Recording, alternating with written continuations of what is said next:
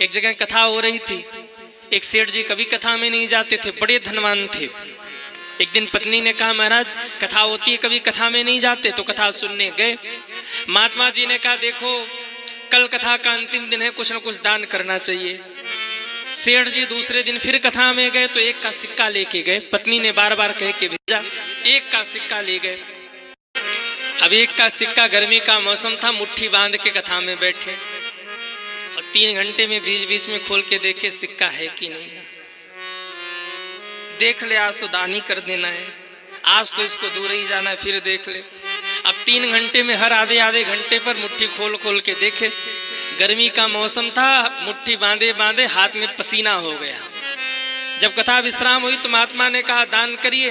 अब सेठ जी ने ज्यों हाथ खोला तो हाथ में पसीना ही पसीना। कहने लगे देखो दान कर रहा हूं मैं भी रो रहा हूं और ये भी रो रहा है। ऐसा काम कभी नहीं करना चाहिए जिस काम को करने के बाद रोना पड़े। जेब में रख के सेठ जी वापस आ गए। तो कई लोग ऐसे भी होते, लेकिन दान करने का स्वभाव बनाइए। घर में उत्सव हो, बेटे का विवाह हो, बेटी का विवाह हो, बेटे का जन्मोत्सव हो, खूब दान करिए।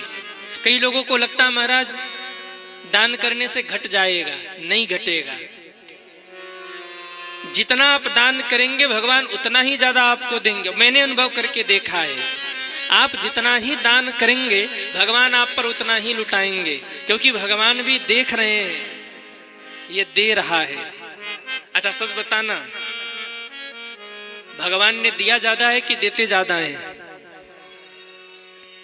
कहिए, भगवान ने दिया ज्यादा है कि देते ज्यादा है?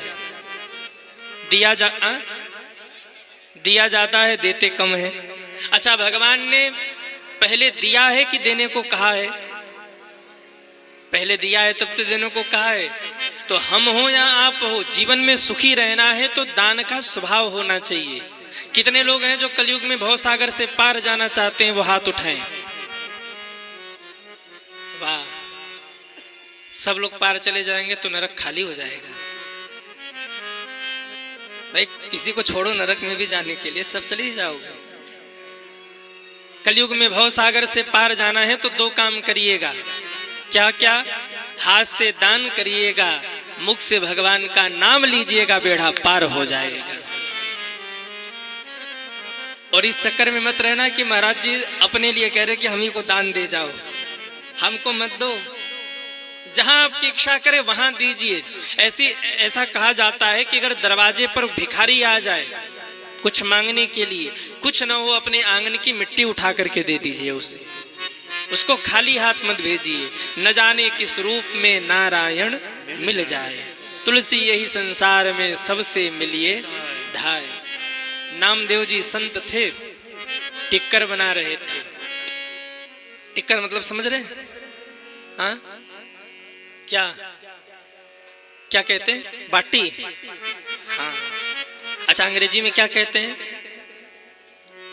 हाँ रोटी को तो ब्रेड कहते हैं ना शायद। हाँ क्या कहते हैं रोटी को? अरे बोलो अंग्रेजी वालों। हाँ नहीं वो तो चपाती बोलते रोटी को। चपाती तो हिंदी शब्द है ना, वो अंग्रेजी में क्या बोलते रोटी को? ब्रेड ही बोलते हैं ना। और बाटी को खोज लेना, कल मिले तो हमको सुबह बता देना। तो नामदेव जी टिक्कर बना रहे थे। टिक्कर बनाया, एक पात्र में रखा, कुटिया के भीतर कुछ लेने के लिए गए। इतने में कुत्ता आया, टिक्कर लेके भागा।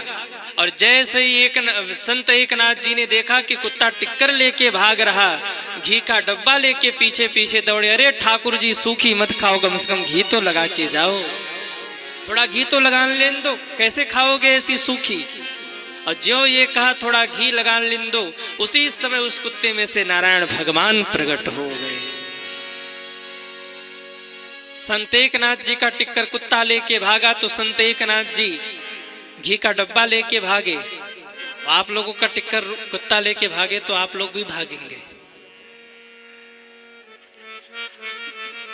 लेकिन घी का डब्बा नहीं।